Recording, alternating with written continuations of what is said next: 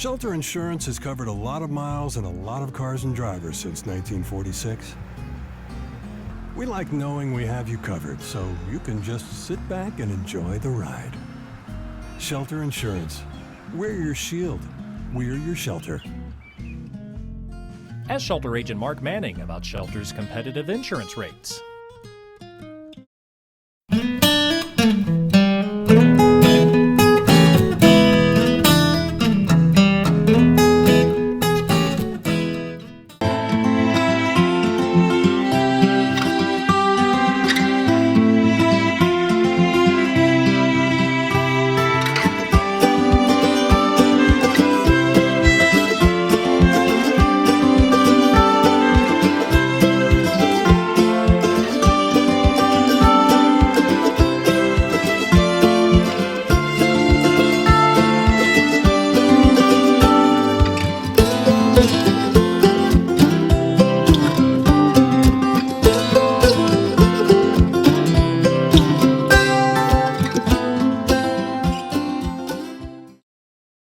For years, the battle has raged about who has more spirit, Newport Greyhound fans or the Batesville Pioneer fans. Let's see if we can go find out. I was a student trainer for the Pioneers, and I can tell you that no other team plays with as much heart and soul as they do. Go Pioneers! I've been a Greyhound football fan for over 50 years, and we all know there's magic in those orange helmets. 50 years, I didn't know we were competing on who had the oldest fans. Thought we were talking about who had the best team. And you're going to need some magic because Pioneer never quits. Give me just a second, I'm allergic to dogs. I've been sneezing all day. Hang on. Yeah, Pioneer never quits. Greyhounds have the best fans because we keep the tradition going from generation to generation. Oh, wow! The Pioneers have my heart, and the coaches dream of this game all year long. Yeah, they're dreaming about winning. I was a Pioneer cheerleader, and I know the Pioneer fans are always on point. As a former Greyhound lineman, I learned that Newport fans and the players always have each other's back. I'll pass on being anything other than a Greyhound. While this score may never be settled, one thing is for certain. Both have limitless enthusiasm for their teams and their towns. And at the end of the game or the workday, we are not divided by our differences, but united by our passions.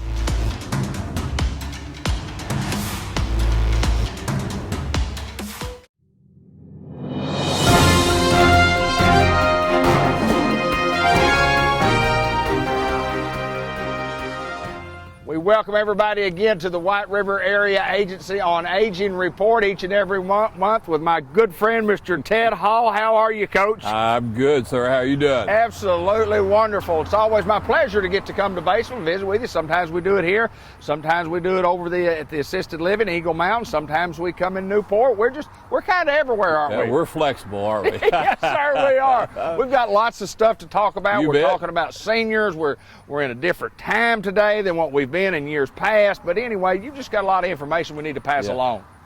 David, I got so much information I had to write some of it down. Good. That's good.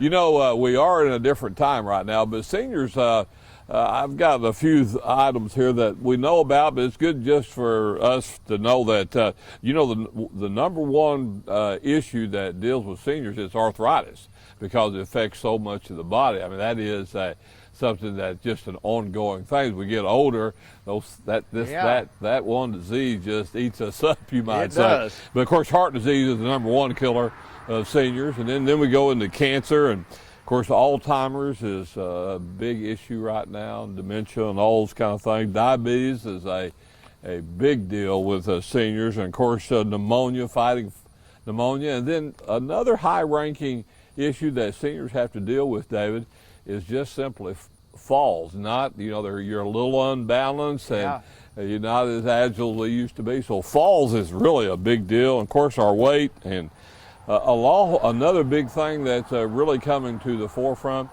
is the issue of depression. Yes. Isolation, not getting to see people, not getting out, or people not coming in. So all that creates that kind of, and then even, some seniors have just not prepared they find themselves in a poverty situation, and so those are some issues that we're facing today. And of course, the big issue that everybody's talking about now is the virus 19, and so the issue that is that it's a real deal. It's something that seniors really need to have to be watching, Dave, because you get that virus, then you could have some real problems. So, you know, the idea, and we keep hearing about the mask and washing your hands and social distancing, well, it has some merit, we think. And so we want our seniors just to be paying attention. And today it's just a show about we need to be thinking about seniors. We want to make sure that we're checking on them. You know, we do this at Christmas time. Right. And so, you know, we need to do that all the time, Dave. We need to be checking on folks. And I know our churches do a good job, but we just do not need to let people slip through the cracks. And so, you know, food is an issue sometimes, and so again, you got to be checking on people to know if they're hungry or not. Absolutely. And so that's our kind of our theme today. But you know, one of the things, Dave, you know, we have an assisted living, Eagle Mountain Assisted Living, and of course we're under state mandates how we do that, but we're getting ready to open that when the state says we can. Of course, we have to do a series of tests. But we got some information, and you wouldn't believe that before someone can come and see their loved one at assisted living, they're going to have a call, make an appointment. But sure, you know, it's all based on trying to make sure that virus is not in there. And you get a place where there's lots of people, sure, it can spread through pretty fast. So anyway, we're going about doing that. We're going to let our folks know that their families, how we'll do that. But you know, Dave, we even have people coming in to our facility now that are new clients of ours. And of course, when they come in there's some rules they have to follow. They're coming in from the outside to the inside, you might say. And so we've, even during this time, Eagle Mountain is really a good place to be. And so if they have more information, we got our sign here is 870-612-3000. That's our main number here at the corporate office, or the 800 number, 1-800-382-3205. So we take care of seniors, Dave. That's just what we do. And you know, another thing that we're having to wait on is the senior centers. They've continued to operate as far as food, right, but we've not opened them up, and that socialization is a big thing, but we're not quite ready. We do have some regulations there. For example, it's just like in restaurants, is that you have to have tables 6 feet apart, and you got to make sure that social distancing, even in the activities, once they do open that, they'll have to follow that for a while. So we're in a different age, we're in a different norm right now, but you know, we just got to work together, and we'll get through all this. So anyway, it's good to be here, and it's good to be outside, Dave. Absolutely. Well, the one thing I want to end with right here, and I just thought of this point, talking about White River Area Agency on Aging and all your staff. What you do for a living, is what we as people who have folks at my age and older and need to be taking care of seniors, is our livelihood. Yes. For a living and a livelihood is hand in hand, and we need to be checking on seniors, we need to be checking on folks, and then we need to get in touch with you guys when we see that our seniors or our loved ones need a little help. Absolutely. And you know, a lot of times, David, people ask us questions that doesn't fit us. You know, we know what we do, but we do have the resources, and we do know where to go to help folks out, and we do that all the time. So anyway, that's great information. Right. Great information. We're taking care of seniors at White River Area Agency on Aging. This is Mr. Ted Hall. He is the executive director. That's real easy for me to say. The executive director of White River Area Agency on Aging. Thank you, Mr. Hall. Thank you, sir.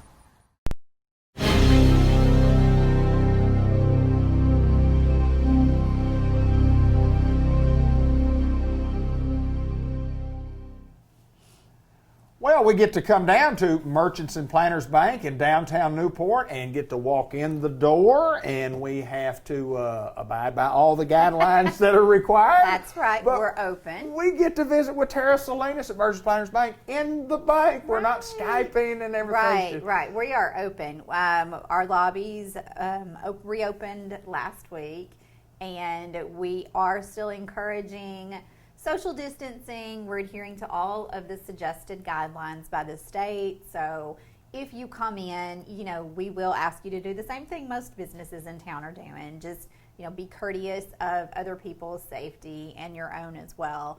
But, we will have guidelines in place and places for you to stand so that you know that you are socially distancing yourself. We have, posters in case anyone forgets. Absolutely. I don't think we've been told to wash our hands and cover our sneezes and all that enough. I hope everybody knows.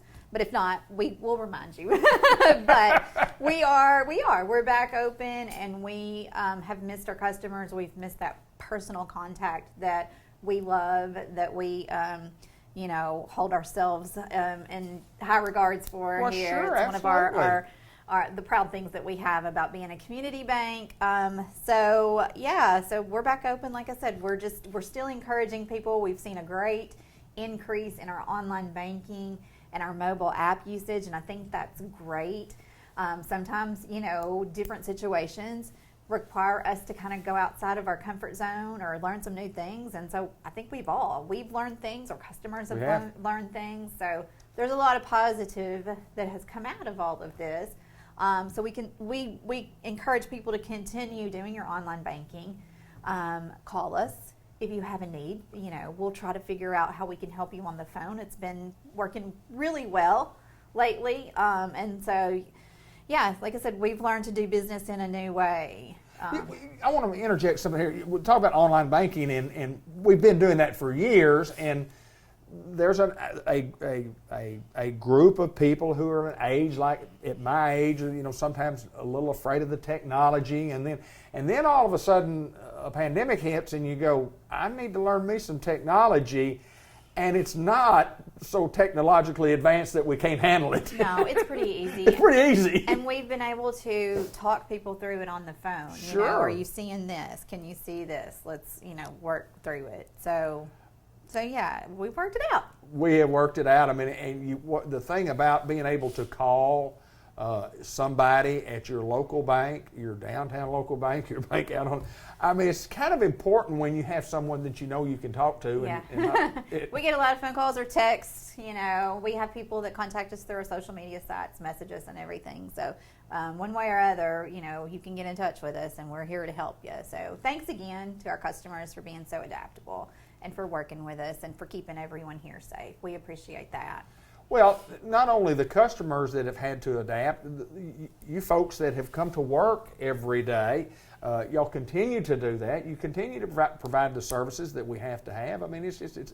It's nice to have a local community bank that you can deal with. And let me just say, from the bottom of my heart, a heartfelt and just, I'm just inspired by the staff that we have here, because they show up, and most of them, the tellers, the customer service representatives, they're on the front lines. They're there, they're handling the money every day, and they are, they're not, should we come to work today, are we coming to work today? They are, we're going to be here early, we're going to be cleaning stuff early, we're going to stay late, we're going to clean that tube, every time someone touches it, and they're on it, and they're so resilient and positive that it's just, like I said, it's inspiring, and I just personally want to say, you guys are awesome.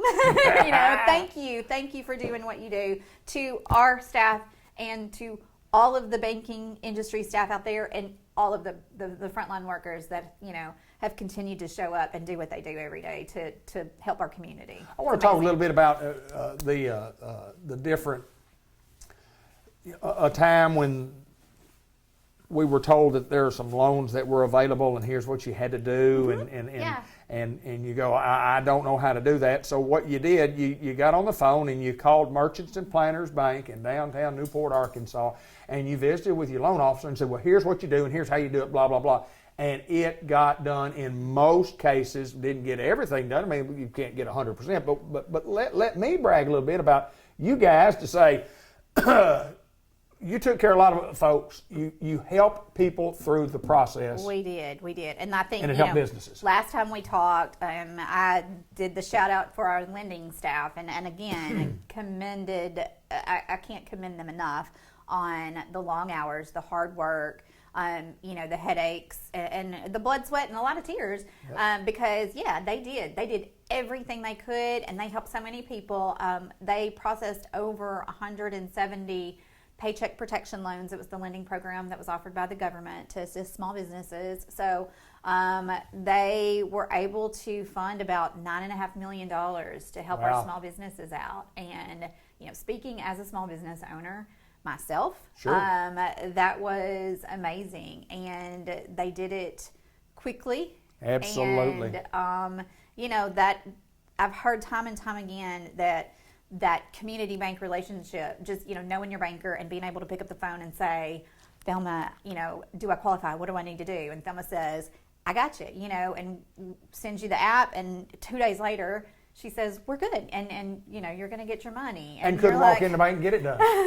we just drove it to the drive-through window and got it done. Signed the papers. And made it work. So, community bankers worked really hard through phase 1 and phase 2, and now they're still working to make sure, that the forgiveness aspect is handled and taken care of. And so just, from beginning to end, we want people to know, your banks are here to help you with your good times, like when you buy your home, your first home, or you start your business, or, even if it's just that first checking account you get when you're 18 years old. Those are good times. Sure. And those are the times we are proud, and we love to be here for that. But banks are also here to help you in times like these, where maybe you're unemployed, or you've been furloughed, and you need a little more assistance, and it's not so clear cut. Having that relationship with your merchants and planners banker is really going to come in handy during that time. Picking up the phone and saying, here's my situation, and your banker says, let's work this out. And so that's what we're here to do. So for any of you guys out there that need us, we're a phone call away. Let us know. Phone call, social media messaging, however you want to contact us now, we're available. Just let us know, because that's what we are here to do during these times. We do want to mention about a couple of things. The credit card, if somebody needs a credit card, and you talk about needing a little help right here, great time to think about that and getting a credit card through Merchants and Planners Right, Bank. and we have our credit card application is online on our website, so www.mnp.bank or mnpbank.com. Either way, just Google MNP Bank. Sure. And go online, and you can apply, online, submit everything, and we'll get back with you soon on that. We've got a great interest rate. It's 11.95%. You're not going to see that out there in the big credit card world. Right. It's a really good interest rate. Not encouraging, I'm not encouraging everyone to go on a shopping spree, but if you need a little extra, emergency, or something cushion money, then I think a credit card is a great way to help out during these times. Or, think about our savings accounts as well. Again, I know people are like, it's not the time to save, but people are getting some stimulus money, right? Some income that way, and instead of going through it all, I encourage people to save a little bit of it, because you just don't know what's around the corner. So be safe. Well, I appreciate you taking time to join us, Tara, and covering. Have we gotten everything covered that we need to talk about today? We'll catch the rest of it later. There's always more. More. Let me say this. There's a lot of things that we needed to talk about today, and most importantly is that Merchants and Planners Bank is here. We've been here through the good, the bad, the ugly, and times we're getting better. We're going to continue to serve the folks in our community the way we have for many, many years. Don't know why you would do business banking anywhere else, except a community bank. I mean, that's just what we do, because you can walk in the door and you can sit down and you can talk to somebody, and you look them eye to eye with somebody that you go to the football games with, that you eat the restaurants with, that you see them in the local shopping centers with. Yep, and we're ready to get back to all that. Absolutely. And we thank you. We thank you, and we thank everybody out there for their business. Thank you so much for taking we really appreciate it. Time to visit with us. Tara Salinas, Merchants and Planners Bank, my hometown bank, and yours as well. see success like the Loch Ness. I see the challenge and I say, man, I got this. But I'm picking at the problems and probably making it worse. I'm patching up the weakness before they hit that first. They wanna get the riches, but they don't wanna work. That laziness is basically a curse, and I just want it more, so I get it. I'm not playing, I'm not stopping. Your hurt feelings are not close to my problem. Get that money and stay journey, don't call me lucky. Farmer's Tire Mart, where the rubber meets the road in Newport, Arkansas, and it has for a long, long time. I'm David Black. She is not. That's she right. is Marty Bain Brown, and she is the, what we would say, the pretty brains of the operation today. We have Mr. Tommy Bain over in the background, making sure that we talk about the correct tires and tars and everything else that we have here. How's Marty? I'm all right. Tell me about your inner ear infection. I don't want to talk about that. Are you on to talk about tires today? We can talk about some tires. Okay. Hey, we have tires, and we have a lot of different types of tires. We're a Firestone dealer, and we carry all kinds of different tires. But tell us what all that we could put tires on if somebody needed some type of tires. Well, if you've got a car, we can put tires on it. Okay. If you've got a truck, we can put some tires on it. Okay. If you got a four-wheeler, side-by-side, we can put tires on those. Trailers? Absolutely. Lawnmowers? It's that time of year. It sure is.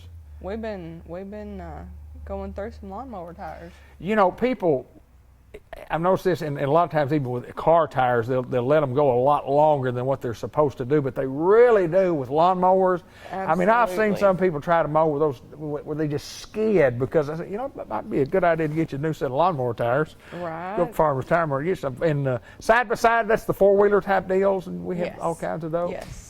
I think they call those a UTV. Okay, okay. They're not ATVs, they're UTVs. Tractor tires. How in the world do we get tractor tires on tractors? How do we do? I don't see a lot of tractors pulled in the shop. No, you don't really see a lot of tractors pull up in the shop because we go to the field and put those on. So somebody orders tractors and y'all load them up in the trailer, and I know you have a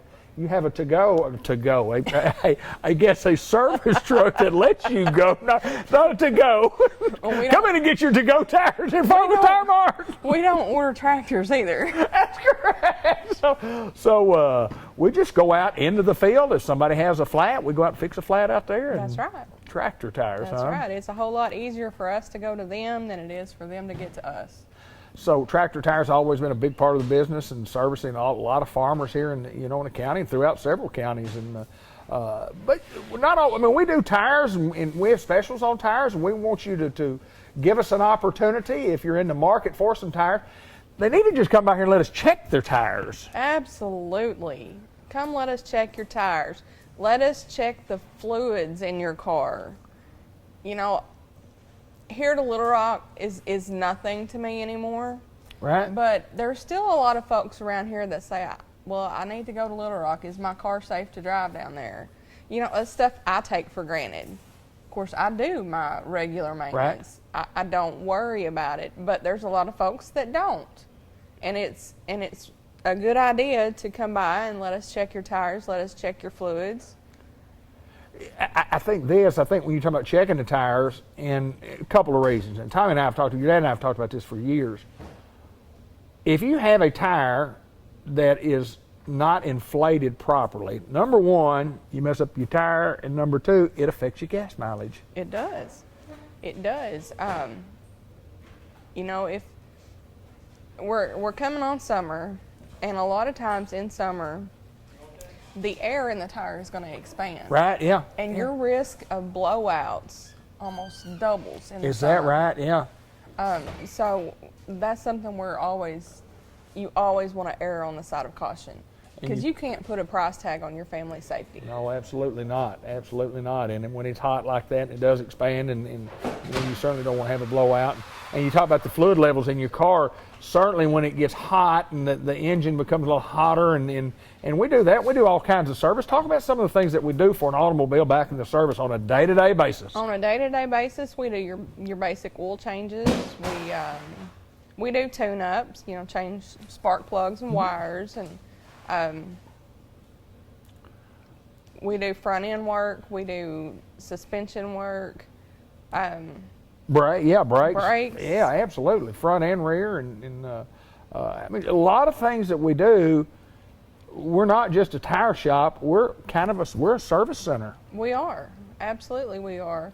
It's called Farmers Tire Mart, but farmers drive regular trucks too. That's exactly right. And they have to have the oil changed on them. They have to have brakes on them. They have to have alignments. They have to have struts and shocks and everything for a car. All that kind of fun stuff. That's exactly right. Yeah, whether you're a farmer or not, you got to have all that, don't you? Exactly. Farmers Tire Mart, who serves the public also. We serve the public, and we invite you by to come see us, and then come by and just check in. Give us a call. What's the phone number, by the way? It is 870-523-6735. 6735. It's in my phone as Farmers Tire Mart Tommy. Farmers Tire Mart Marty. So I don't know the number. I just know how to call on something. I punch the button and I get you all, so it's pretty neat. I'm David Black. She is not. She is Linda. She's Linda. She's Marty. This is Linda's daughter, Marty. We've had a great day trying to film today at Farmers Tire Mart, but I'm glad I had you along to get it done correctly. Thanks, Marty. You're welcome.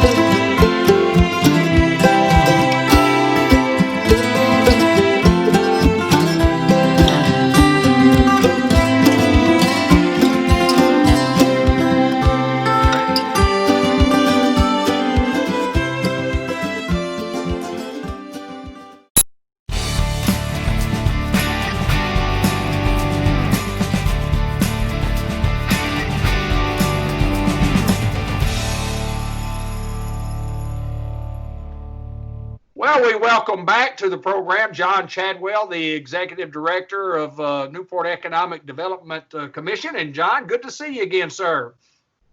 Well, it's good to see you virtually again as well.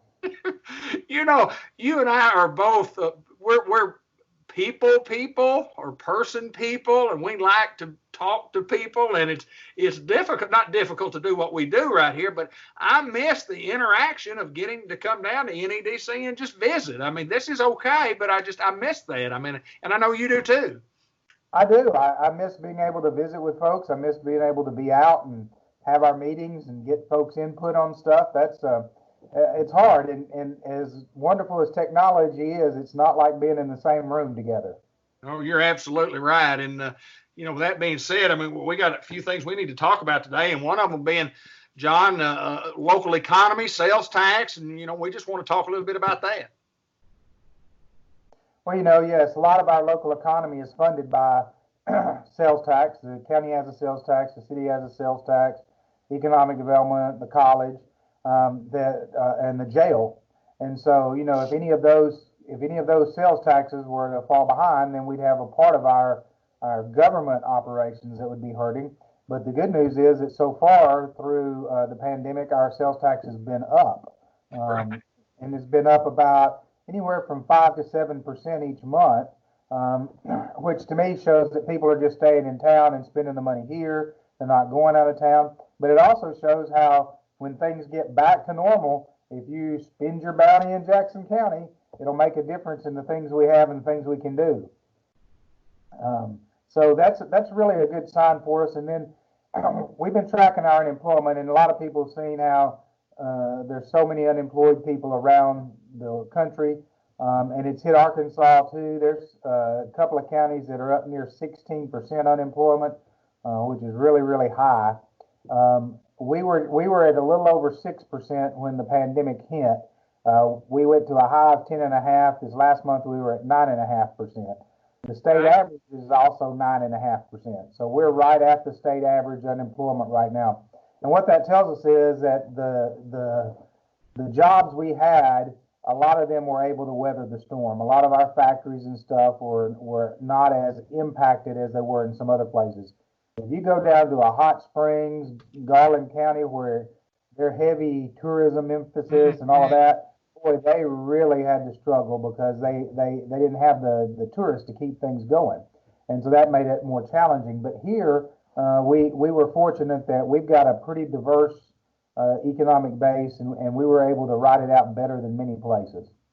John, I think there's no doubt, and we have jobs available now. And you talk about the unemployment rate just hovering at the 10% mark, but there are jobs there, and we talk about that a lot on this program. We have plenty of jobs available.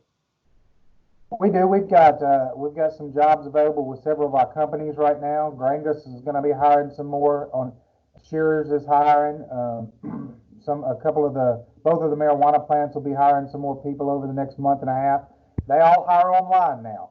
People I know are accustomed to filling out a paper application, but if you go to Indeed.com, that's where you'll find a lot of these jobs, or you can go to our website, and we list them on our website. Under our website, if you look up, there's a little thing that says work, and if you click on work, it drops down box, and it'll say job opportunities, and you click on that, and Crystal updates that once a week, and so the new jobs are listed, and you can just scroll through and see what jobs are available. But there's a ton of jobs that are available, and so we have the opportunity for folks to go to work, and the fact that we still have jobs available means we will recover from this fairly quickly, more quickly than some other areas will anyway.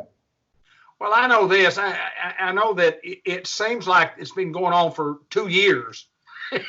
And it's only been like 3.5, 4 months, but it seems like a long time that we've been in this, what I call, it's a stressful situation for a lot of folks, but it looks like overall that here in Newport, Arkansas, and especially from the coronavirus cases, I mean, we're a lot better than most. We are, and the downtown group and the chamber have done a real good job of trying to figure out how to have events and still be safe.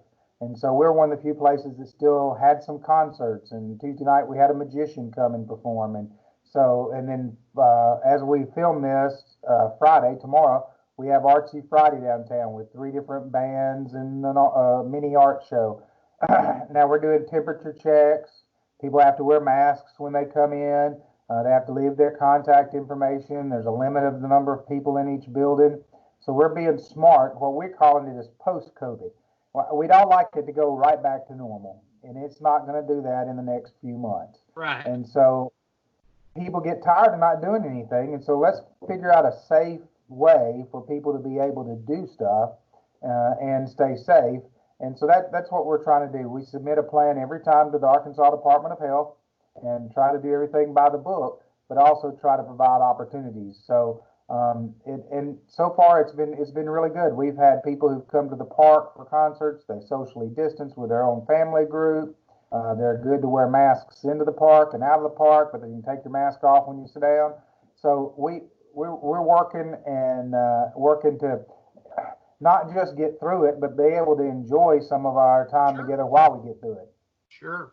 Well, we're doing things the right way, and we always have, and we're providing entertainment throughout our little old city right here. And I'm proud of what you guys do down there. And we also want to talk about the IT school. We want to hit on that a little bit again today.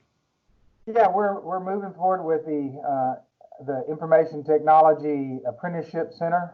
We've got 2 grant applications going out right now. They'll go out in the next 2 weeks for that, and we're hopeful that we'll get some money. The school's going to happen one way or the other, but the money would happen a whole lot faster and a whole lot better. We reached an agreement with the city of Newport to use the depot for the startup of the center for the first 2 years. We're just waiting to see if it's feasible to get the fiber optic cable run there, and if it is, that'll be the startup. And so we're really excited about the opportunity this is going to give people in our area to get a really good job in a growing field. Well, I know that you're excited about that, and people should be. And I mean, here in Newport, Arkansas, we just seem to, there's a way that we do it that's been better than most folks. And again, we talk about the leadership, and you often talk about how well everybody in our city and our county from an official standpoint work together. Mention that once again, because it's been phenomenal from a leadership standpoint in the direction that we go. Sure, and everybody does work together well. When we may have our differences of opinion over an issue or a strategy, but basically, and we go, well, that might not be my top priority, but that's not the issue. The issue is, will it help Newport or Jackson County? And if the answer is yes, then we work with each other. Because what might be your top priority might be number 5 on my list, and what might be my top one might be number 8 on yours. But if I help you do yours and you help me do mine, we get a whole lot more done. And we realized that we kind of sink or swim together. Who cares who is the head of a community that's going backwards? Fight over that and go backwards if you want, but that's not something to brag about. And so we work together well. We've got that reputation at the state. I went back and looked. We were asked to be part of a pilot program with Stuttgart through the state chamber, where we each went and evaluated each other's community and made a list of what we call the first impressions and things to work on. So we're going to get a list of that from them of things we need to work on, and it'll give us. A lot of people wouldn't want to be evaluated like that, but we think it's an opportunity. But we were proud because this is if I counted right, this is the 6th time in the last 4 years we've asked to be a pilot. Somebody at a state level organization has asked Newport to be one of the pilot communities for a program, which tells me, A, they think we'll do it right, and B, they trust us to give them honest feedback. And so we're honored that people have that opinion of us around the state. And it pays dividends for us.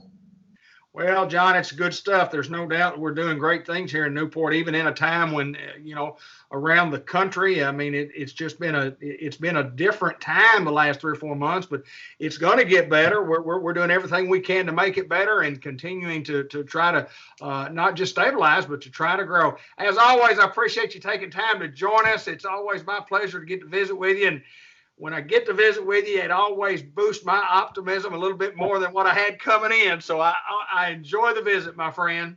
Well, I enjoy it too, and it's a good time to live in Newport, Arkansas. It is that. John Chadwell, he's the executive director of the Newport Economic Development Commission and part of our great team of leadership in Newport and Jackson County. Thank you, my friend. Thank you.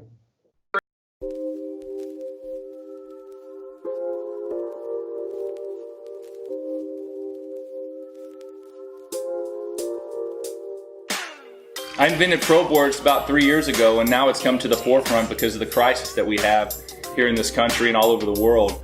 With the board, you can take it anywhere, you can get outside, you can get away from people, you can do all the training that you need. Any exercise, any place, anytime, you can knock it out. You have black bands, red bands, yellow bands. You have handles, straight bars, sliders, door attachment. You can do any exercise that you can put your mind to and get creative with. So we're really excited to bring this thing to everybody in the world.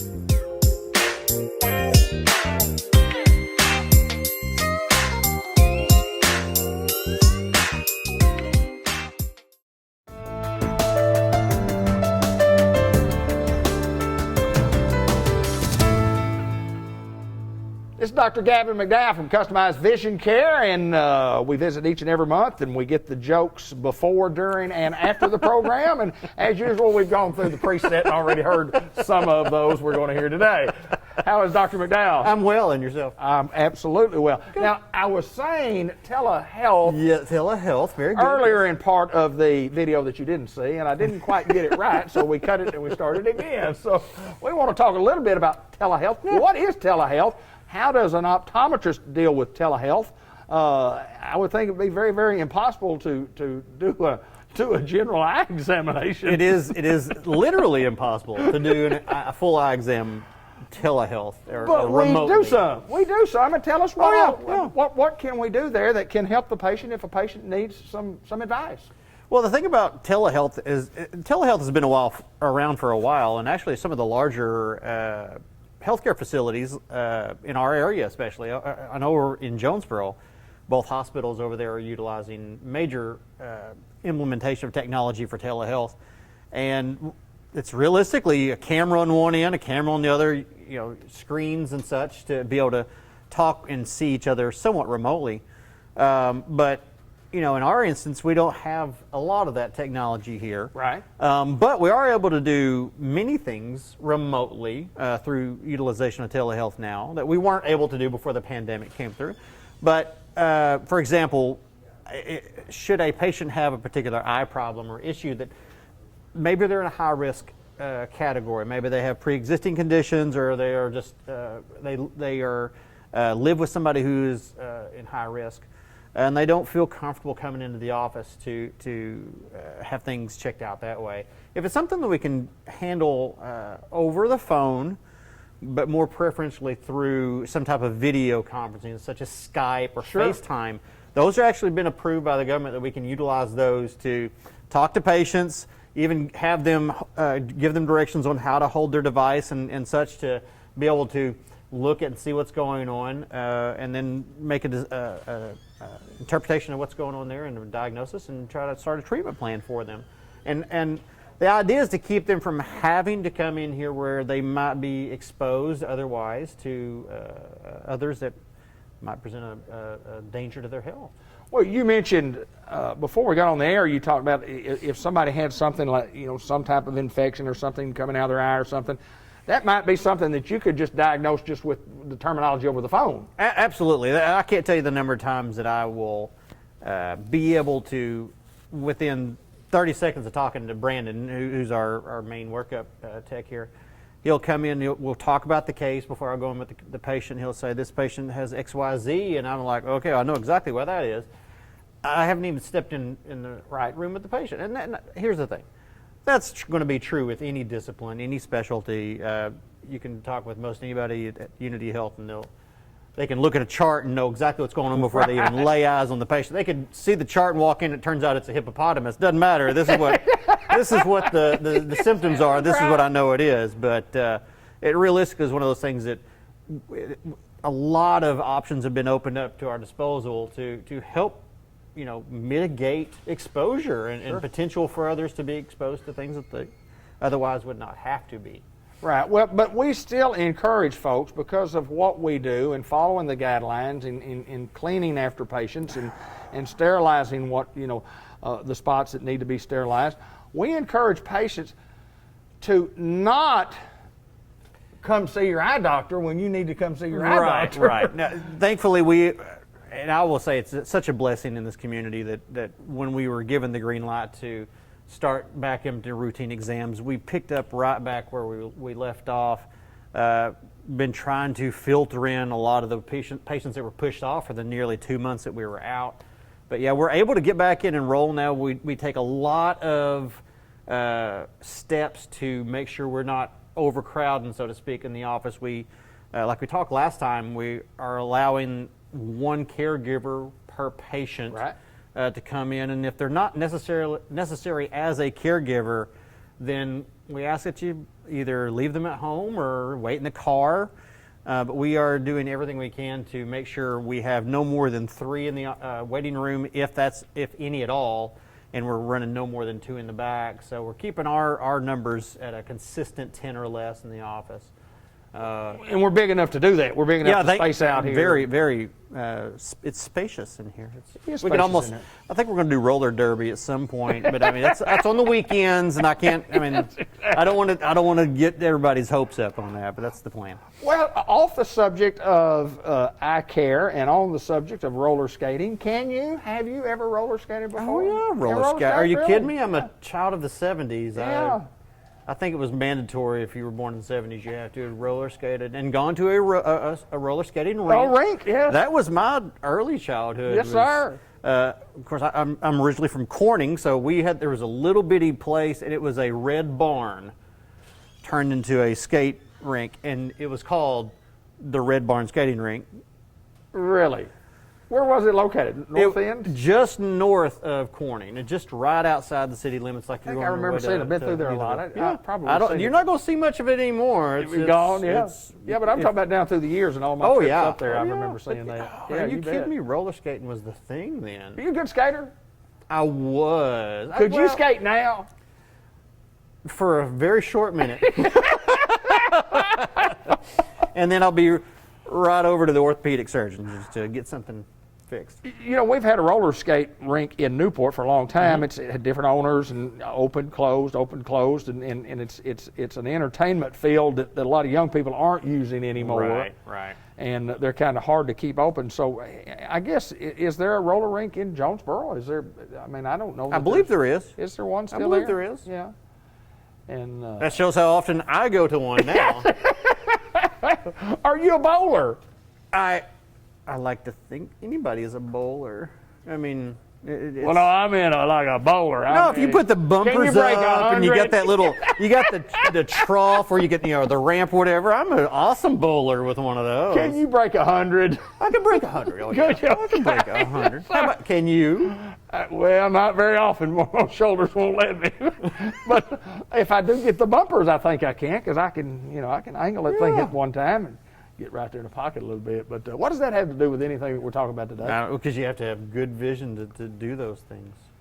What a segue into something. You see how we just turned that around? You have to have good vision to roller skate. You have to have good vision if you want to go play basketball and get in the, as I called it earlier, get out of the three-point line before they give you a violation.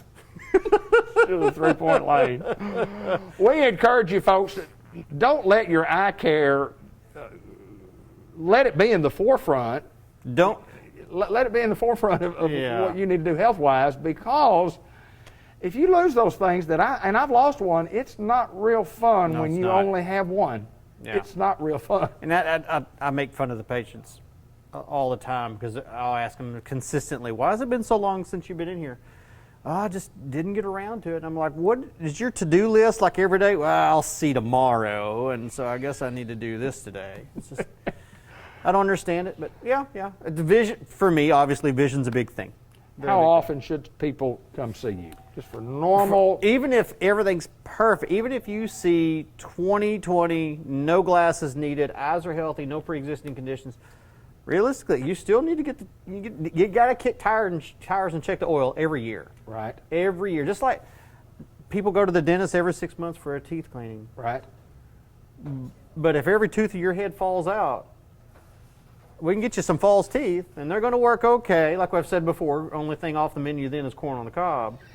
But if your eyes go out, it's a little different. False eyes don't work like the false teeth. So. You don't see quite as well with false eyes as you do with the ones you got. Surprisingly, not really. So we encourage our fine patients out there to please, to come. Give us a call at 523-3333. I dare you. Oh, it's a challenge right now. And we'll set you up with a payment. This mask is about to get me. First 100 callers get an appointment. That's exactly right. And if you're one-on-one, You'll get one too. We might make you two. This guy is Dr. Gavin Mcdowell, and he is a hoot. I enjoy coming to visit with him each and every month. It's fun. I feel better when I leave here. I know my eye vision is good today, and my heart and my health is even better, having been around this guy for a couple of minutes today. Wow. Thank you, my friend. Thank you. Come see us at Customized Vision Care in the Newport Village Mall. For years, the battle has raged about who has more spirit, Newport Greyhound fans or the Batesville Pioneer fans. Let's see if we can go find out. I was a student trainer for the Pioneers, and I can tell you that no other team plays with as much heart and soul as they do. Go Pioneers! I've been a Greyhound football fan for over 50 years, and we all know there's magic in those orange helmets. 50 years, I didn't know we were competing on who had the oldest fans. Thought we were talking about who had the best team. And you're going to need some magic because Pioneer never quits. Give me just a second, I'm allergic to dogs. I've been sneezing all day. Hang on. Yeah, Pioneer never quits. Greyhounds have the best fans because we keep the tradition going from generation to generation. The Pioneers have my heart, and the coaches dream of this game all year long. Yeah, they're dreaming about winning. I was a Pioneer cheerleader, and I know the Pioneer fans are always on point. As a former Greyhound lineman, I learned that Newport fans and the players always have each other's back. I'll pass on being anything other than a Greyhound. While this score may never be settled, one thing is for certain. Both have limitless enthusiasm for their teams and their towns. And at the end of the game or the workday, we are not divided by our differences, but united by our passions.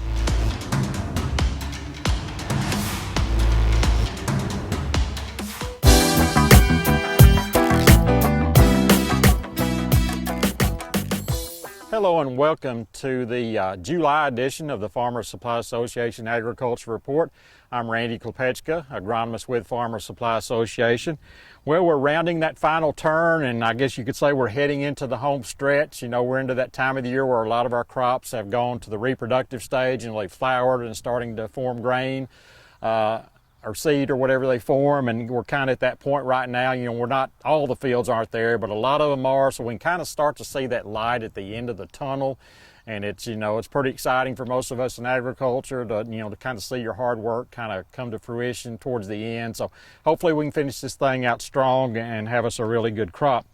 Looking at our different crops and the stages they're in, corn that I've been looking at lately is mainly in the milk to dough stage, so it's advancing pretty well. Rice, actually the earliest rice, I've started to hear some reports of some heading this week as we tape on July the 9th, so the beginning of rice heading. I mean, we still got a ways to go on that, but the beginning of the early rice is starting to head, so you know, that's always a good sign. Soybeans, of course, always the widest range of stages. You know, we've still got seed in the bag that remains to be planted yet.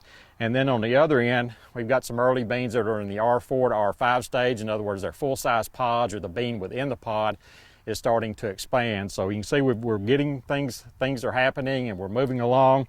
You know, I always like to use that sports analogy. You know, we got a chance. We're in that third or fourth quarter of this crop, and we've got a chance. You know, like you get in a football game in the fourth quarter, if you got a chance to win, you can't ask for anything else. So, you know, I think we got a chance to have a good crop. So if we can finish things out strong.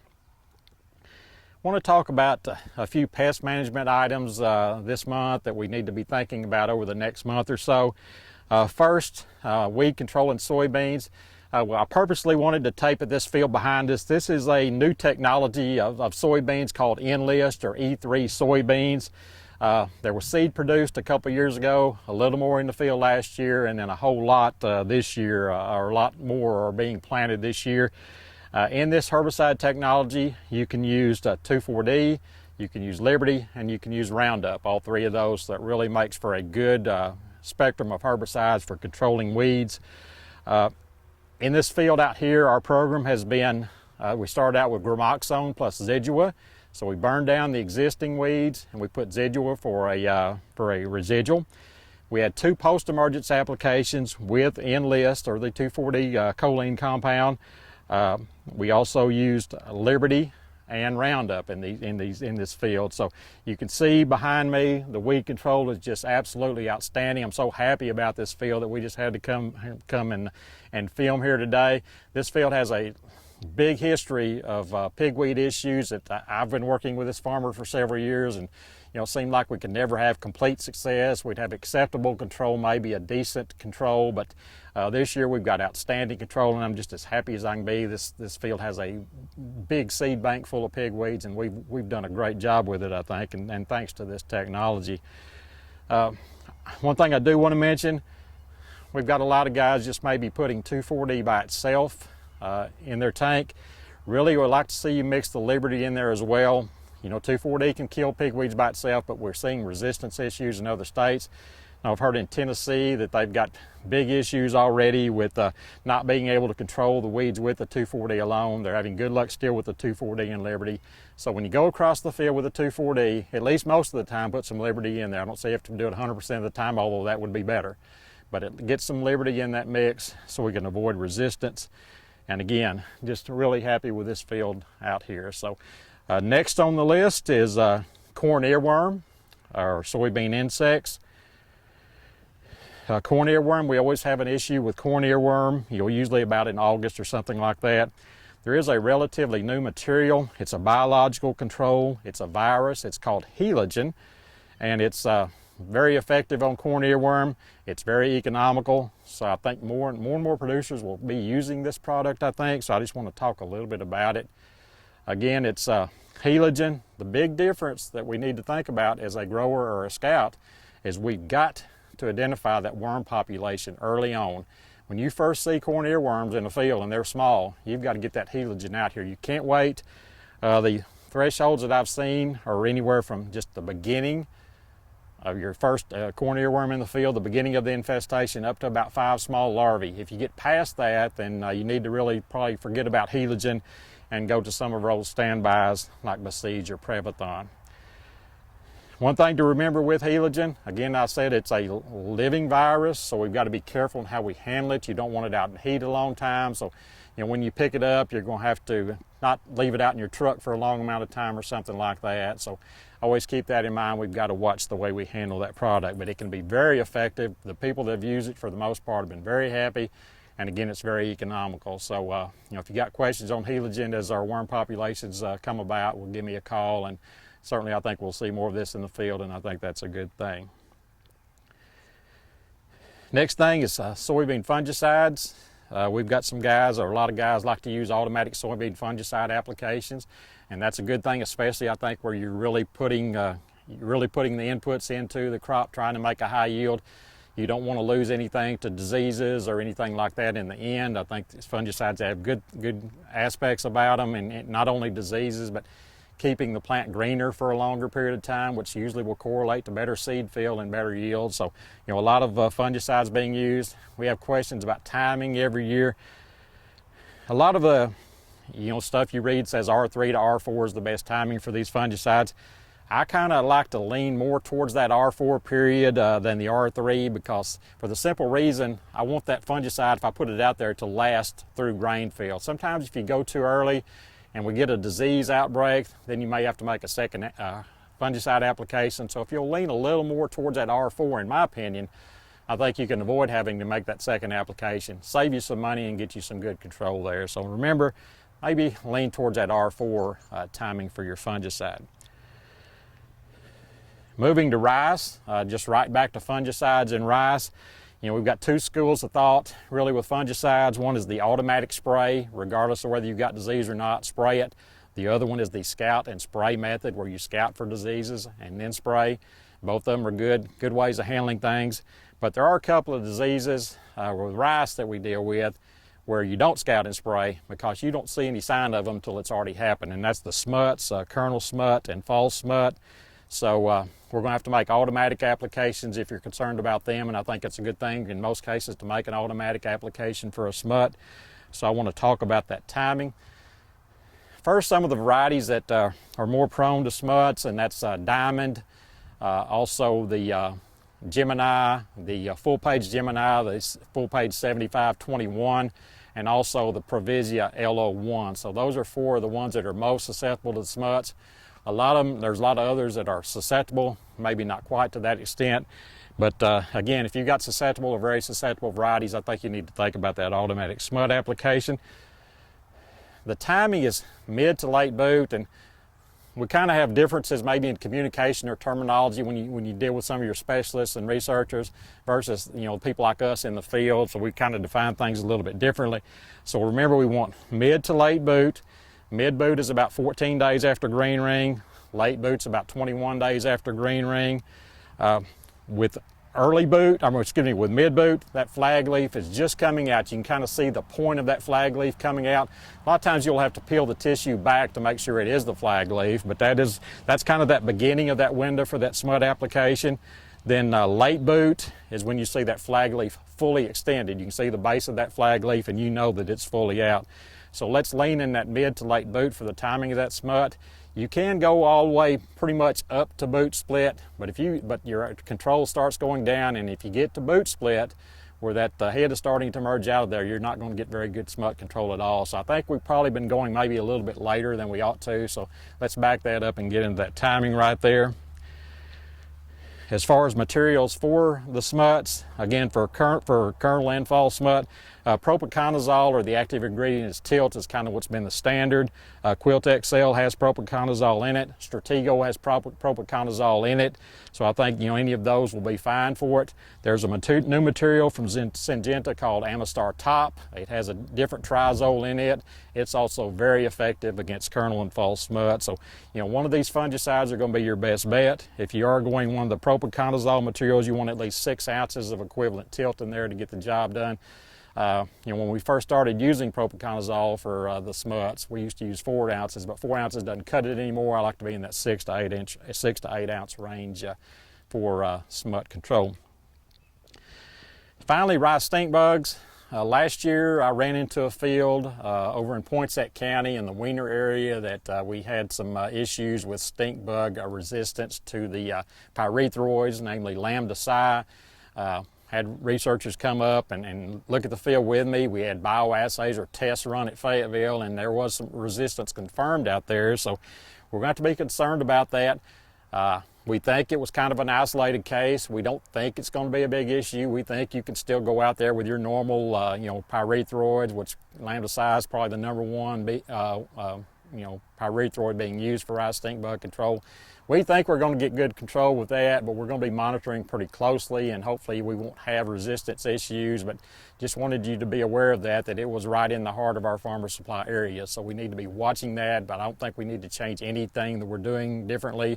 I think we're still okay, but we're going to be monitoring and probably doing some more testing to make sure that situation, that resistance issue, has not spread. So again, that's kind of where we're at right now. We're in July and we're heading down that home stretch and hopefully to a very good crop. This has been Randy Kopechka with your Farmers Supply Association Agriculture Report for July.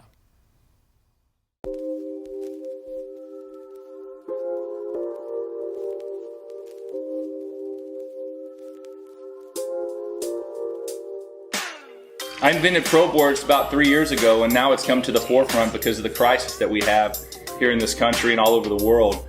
With the board, you can take it anywhere, you can get outside, you can get away from people, you can do all the training that you need. Any exercise, any place, anytime, you can knock it out. You have black bands, red bands, yellow bands, you have handles, straight bar, sliders, door attachment. You can do any exercise that you can put your mind to and get creative with. So we're really excited to bring this thing to everybody in the world.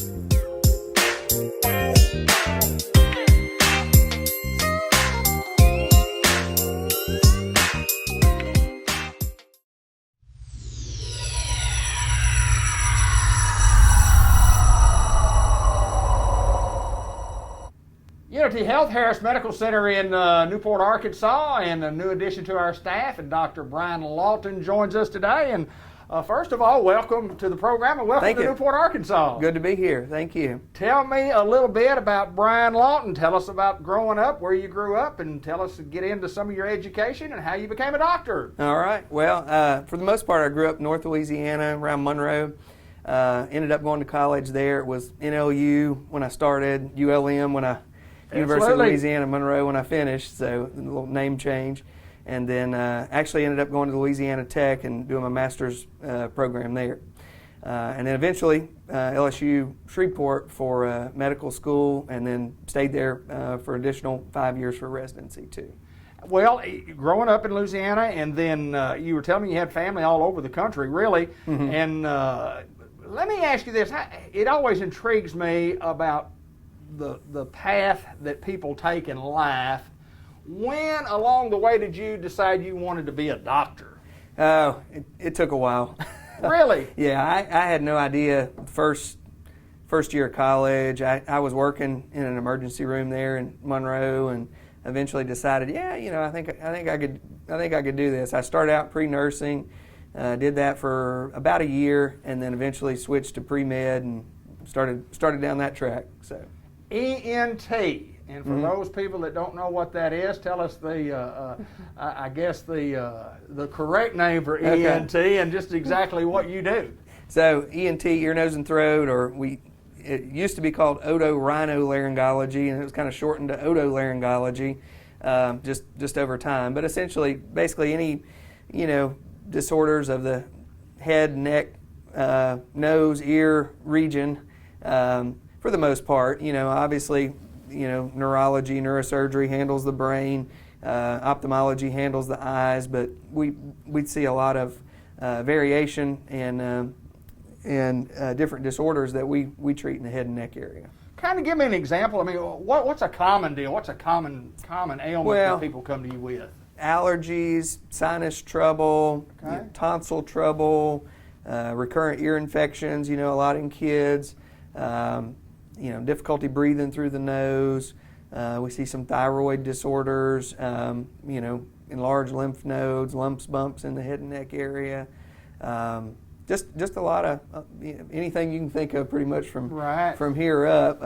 You know, and it varies. I mean, one day you'll see 3 of the same thing and not see it again for 6 months. Is that right? So it can definitely vary. What about age group of patients? Who do you target? Who do you like to see? Well, the thing about ENT is really, I mean, it's all ages. I mean, we see newborns from, you know, a few weeks old for, you know, tongue tie or a failed hearing screen, and you know, up to, you know, people that are 100 with difficulty hearing, or, you know, anything you can imagine.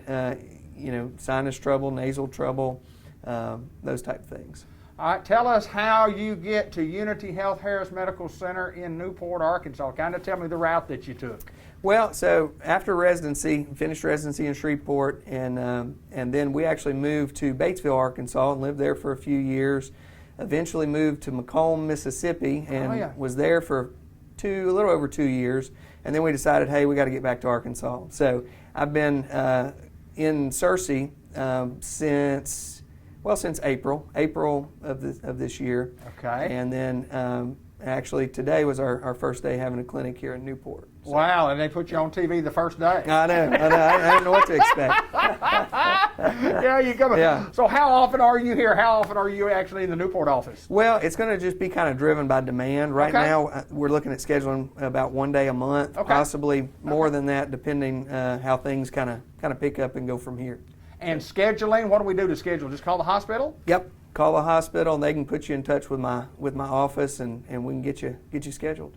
So first day on the job, we film at 10:30 in the morning. You've had 2.5 hours from 8 o'clock, and you're doing television interviews. And go, my goodness, what have I gotten myself into in Newport, Arkansas? Well, welcome, my friend. Welcome to Unity Health. Great hospital, obviously, and I've heard a lot of good things about you. When Michelle told me who I was going to interview, I found out a little bit about you, and I found that you're A-OK. Well, good. Thank you. Welcome to Unity Health. Welcome to Searcy. Welcome to Newport, Arkansas. We appreciate you being here. I know you're going to do a great job. Thanks for having me. Dr. Brian Lalton, ears, nose, throat, and anything, as he said, from here up above, we take care of. Thank you, my friend. Thank you. For years, the battle has raged about who has more spirit, Newport Greyhound fans or the Batesville Pioneer fans. Let's see if we can go find out. I was a student trainer for the Pioneers, and I can tell you that no other team plays with as much heart and soul as they do. Go Pioneers! I've been a Greyhound football fan for over 50 years, and we all know there's magic in those orange helmets. 50 years, I didn't know we were competing on who had the oldest fans. thought we were talking about who had the best team, and you're going to need some magic because Pioneer never quits. Give me just a second. I'm allergic to dogs. I've been sneezing all day. Hang on. Yeah, Pioneer never quits. Greyhounds have the best fans because we keep the tradition going from generation to generation. The Pioneers have my heart, and the coaches dream of this game all year long. Yeah, they're dreaming about winning. I was a Pioneer cheerleader, and I know the Pioneer fans are always on point. As a former Greyhound lineman, I learned that Newport fans and the players always have each other's back. I'll pass on being anything other than a Greyhound. While this score may never be settled, one thing is for certain. Both have limitless enthusiasm for their teams and their towns. And at the end of the game or the workday, we are not divided by our differences, but united by our passions.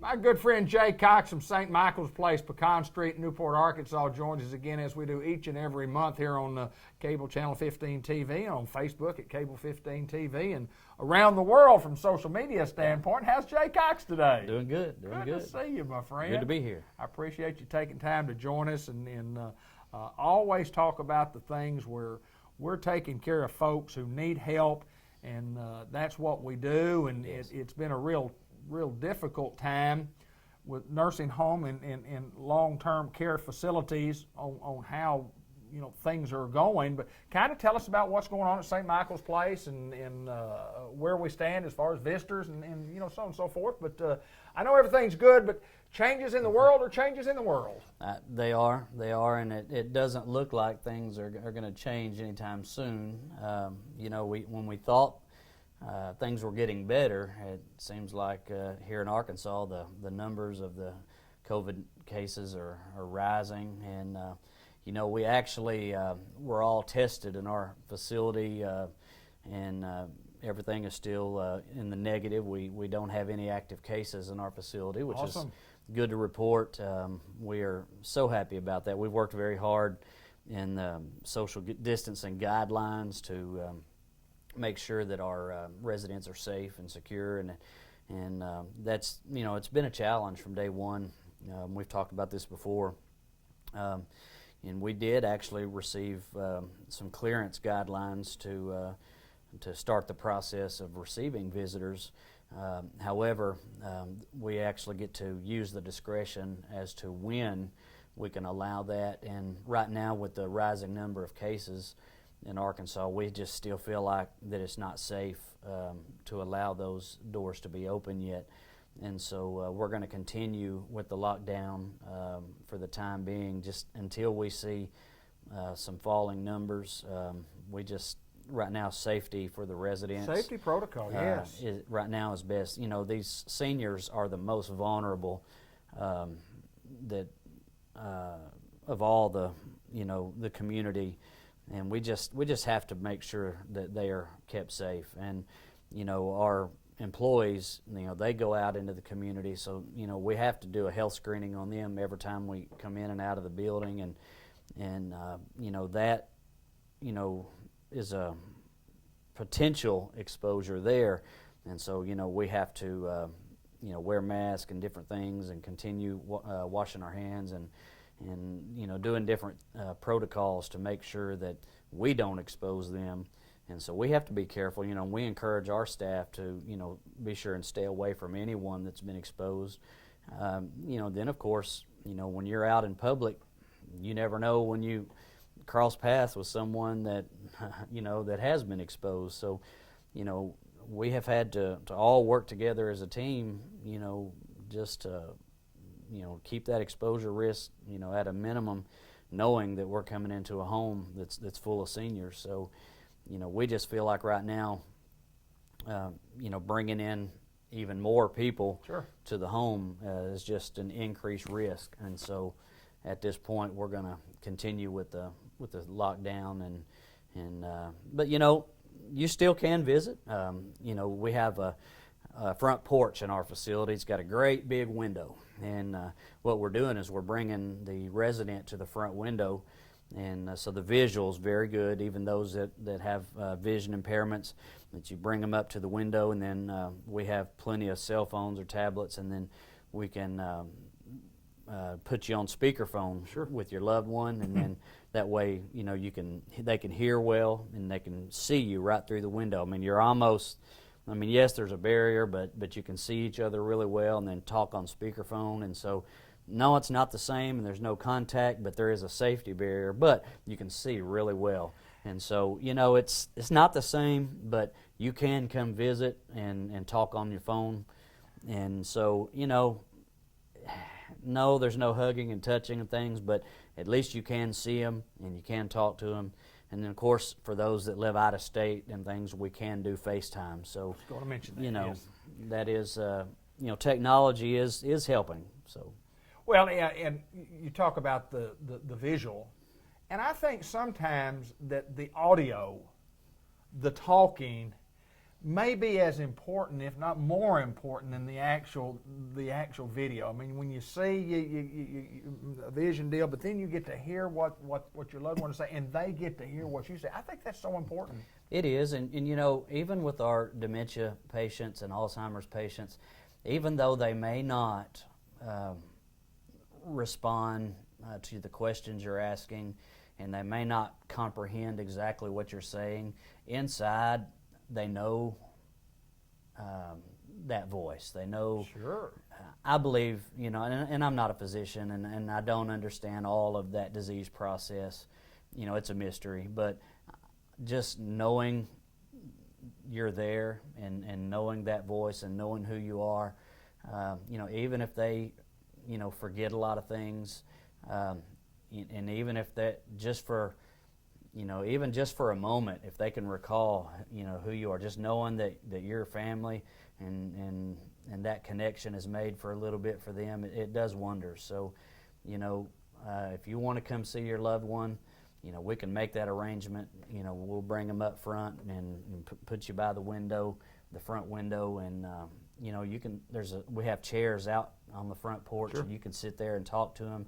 You don't have to feel rushed, and so, you know, it's not the same as being able to come into the building, but you know, at least there is something, you know. Yeah, I guarantee so it's better than nothing. It's better than nothing. Absolutely. And if it is raining, you can still, you know, it's undercover, so, you know, the weather doesn't have to be a factor, and so, and it's shade if it's sunny, so it, you know, we understand that it's difficult, but we are trying to do our best to make a way.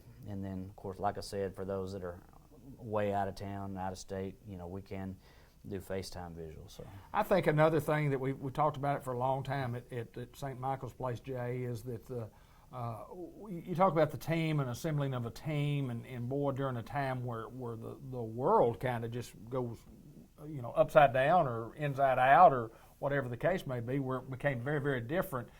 St. Michael's is on top of the strategies that it takes to take care of those folks, and I mean, it's just another way to make sure that our family members get to see family members that are in, you know, in the facility. Well, and another thing I want to touch on, and we don't touch on this a lot, but when your loved one is reaching end of life, and anyone that's looking into hospice care for your loved one, if your loved one is on hospice or end of life care, families are allowed to come in 2 at a time, and we bring your loved one down to a room that's away from everyone else. We have a room set up that they will stay in during those last days or last hours, and now you're not able to wander through the facility and visit others, but families can come in 2 at a time and spend those last days or hours with their loved one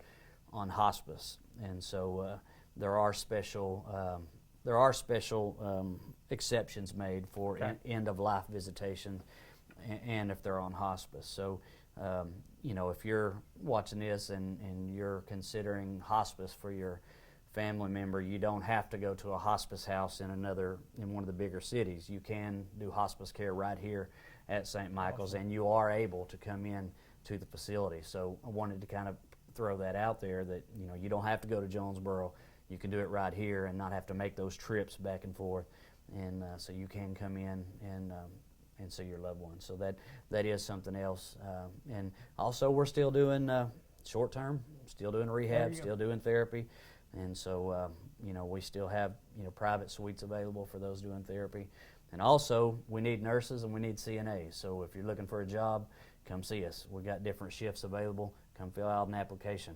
Can't come in, but if you'll come to the door and let us know what you want, we'll bring you an application. Come fill one out today. We need some staff. So Good stuff, my friend. Yes, sir. I appreciate you taking time, you know, out of your busy schedule to come by the office and get it done. And I'm talking about the interview and to provide information to our general public. Jay Cox, my friend, always my pleasure. Yes, sir. Jay Cox, St. Michael's Place, Pecan Street in Newport.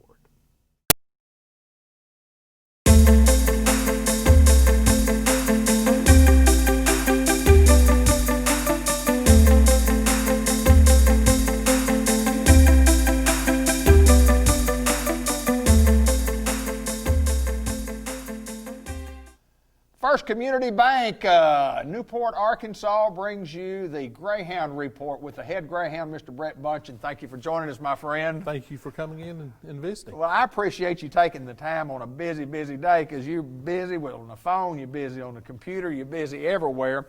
Planning for a school year that we don't know just exactly what the plans, we know what our plan is. Yes, we just we do. haven't had anybody to say, let's go and let's implement the plan. Where are we from the statewide? Where are we? And we'll talk more about the district in a moment. Well, when you look at it statewide, I think that the folks in Little Rock have really pushed to make decisions that are going to impact the entire state, not just specific districts. One of the challenges that we see is sometimes that communication doesn't equate out to everyone across the state. Right. And we really are working to better communicate with the state and with superintendents all across the state. We have a Zoom every week that superintendents are involved in, and we're talking about these issues, and we're trying to really figure out what's going to be the best course of action. I think the consensus that we've seen so far is kids need to be back in school. Right. Right. Yeah, I know this. What happens in Salem or what happens in Texarkana or what happens in Malvern may not be what happens in Newport, what happens in Jonesboro, what happens in Blytheville. And I think in each one of those cases, because of the COVID virus, that we're all unique. We are. And when you start talking about the Newport Special School District, we're very unique because we think we're way ahead of the curve, especially when it comes to technology.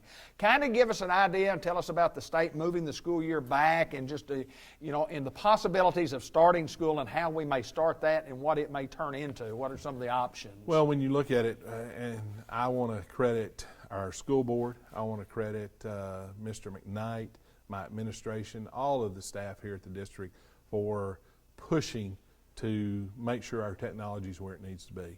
And we feel like we're way ahead of most districts around the state. Being an Apple school, the new purchases that we've made this summer to upgrade to be able to live stream into the classrooms. So it's going to look a little bit different.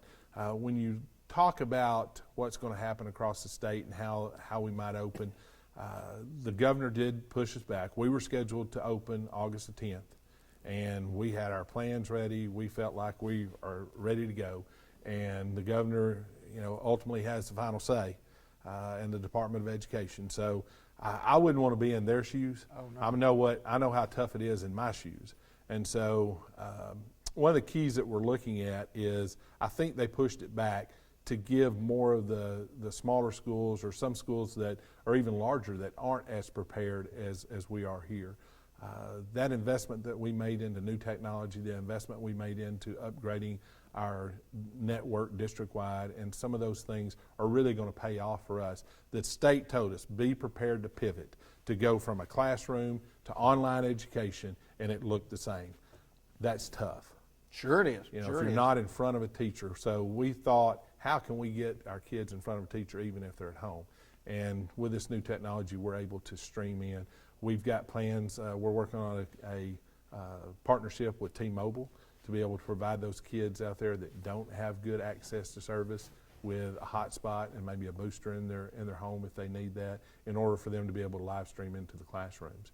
Now, will we start on August the 24th, 25th, or 26th? I don't know. There's a lot of guesstimation and thoughts that it may even get pushed back till after Labor Day. What does that do to us as a district? It really causes a lot of challenge, because we had our calendar set. We'll actually meet tomorrow with our personnel policy committees, teachers and classified personnel, to reform our schedule opening on the 24th. We're going to go ahead and look at what happens if it opens on the 8th of September. And we're going to have a plan in place for that too. Be proactive. Sure. Just get out ahead of it. And so our technology is going to allow our parents, if they want to be virtual, if they don't feel comfortable with their child coming in, and our plan will go out next week after our board meeting. Our complete plan of frequently asked questions of, will our kids have to wear a mask? Are they still going to eat in the cafeteria? Will they ride buses? All these questions will be answered after the board meeting next week. And then we also have developed a virtual handbook to tell parents about how their children will be if they decide not to bring them back to regular school in the classroom. The only real big thing about that is a lot of schools across the state are saying, if you go virtual, you've got to commit to a semester. We sat around as an administration and said, we're not going to do that. We say 4.5 weeks. Okay. At 4.5 weeks, if your child is started off virtual and they're not being successful, they need to come to school. Right. And if you wait an entire semester, then you're going to have challenges. So we just looked at that, and I'm not saying other schools are doing it wrong by any means. Sure. They've got to do what's best for them. But for Newport Special School District, we're going to educate our parents on how the virtual will work. We've got a handbook that they will have on what they'll need to do. And they really need to know that if their child is going to stay home and go virtual, that they'll still be in the classroom. Right. Because we will be able to live stream them in. The state's been very clear. Time oriented. I mean, it's time structure. You're going to take roll every day. There you go. And so it's not an online class. No, it's not. Work at your own pace. No, it's not. It's actually live streamed, and we'll have kids in the classroom on the computer with a teacher. Amazing. Yes, sir. Amazing. You used the word a while ago, the unknown, and that's what we're doing. We're preparing for the unknown, and it's hard to prepare for the unknown, but we've got a plan, and we've got a plan for the unknown if something changes, and we hope we got all the bases covered. Well, it's very fluid. I mean, it's an ever flowing plan. Yes. We have to prepare for, and we're not going to have all the answers. Right. There's no way. Something will pop up, but we'll come up with an answer. And our whole thing here in the Newport Special School District is to be proactive, not reactive. There you And go. so we really have worked to put things in place that will allow us to be proactive and to meet the needs of not only our students, but their parents as well. Because parents are going to have to go back to work if they're not already working. And we've got to make sure that we're able to educate their kids. Right. Because the number one thing is what's best for the kids. You bet. You bet. Well, we'll be back next week to talk about after the board meeting and so on, and visit with you again and talk about some of the things that you don't really realize. And I'll just mention on this one thing. We had a good meeting before we got on the air. You don't think about water fountains in your school and what you have to do, but that's something that you had to change. We did. We're having to order bottle fillers for all of our campus. And basically, the water fountain itself, where you push the little knob and you get to drink out of it, those are closed down. They're gone. They'll be shut down. And I do have to say thank you to Unity, because they are providing water bottles for our kids. It's those partnerships that you have. Absolutely. Like you putting out this information for our community, that's a partnership, and we appreciate that. You bet. And we definitely appreciate Unity and what they're going to do for us and all of our partners across the community. So we're excited about the opportunity to spend, $30,000 to $40,000 on water bottle fill stations, but you've got to do it. You have to do it. And there's lots of other things that we'll cover that Mr. Bunch and I talked about prior to this, the things that you just don't realize you have to spend money on to get started just on the physical makeup of the You're school. right. And by the way, it looks beautiful over here where the junior high school once was. Good. I'm glad. And it's going to look even better. I By the time guarantee we it finish will. with it, it will look great. We want to thank First Community Bank for helping bring us the Greyhound report and get to visit with Mr. Bunch. And when we started out, we said we're going to do something every month, a positive attitude, move through the school, and that's what we've done. We're here. We're going to have the school the best of our ability, and we're going to do everything we can to make it best for our kids because that's what we do at Newport High School. Well, and just to add the other note on that, it's not just what's best for the kids. That's always in the forefront. We've got to take care of our staff too. Absolutely. Because they're going to be in front of those kids, and those kids will go home to people. That's and right. So we have to take care of those as well. It's an all-encompassing community involvement activity for us to have school and for us to stay safe. And that is at the forefront of everything we're doing. Well, it's Newport, Arkansas. It's Newport High School, and let me promise you there's no better place to be. Thank you, Mr. Brett Bunch, for joining us again. First Community Bank Report, the Greyhound Report, and we'll be back next week to talk more about what more of the plan looks like in about 7 days. Thank you, folks. And as always, Go Hounds.